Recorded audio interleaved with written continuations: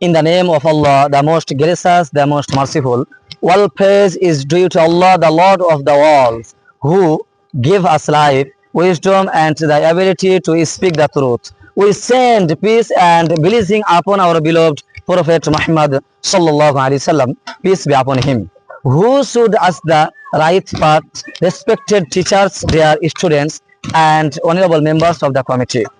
Good morning to everyone present here. Today, I am going to speak about 15 August, which is celebrated as Independence Day of India.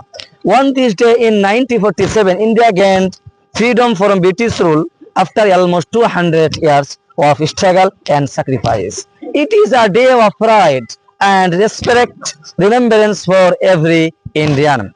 Many great leaders and freedom fighters such as Mahatma Gandhi, Subhash Chandra Bose, Bhagat Singh, Sardar Vallabhbhai Patel, and Jawaharlal Nehru fought bravely and sacrificed their lives for the independence of our nation. We remember them great honor and respect.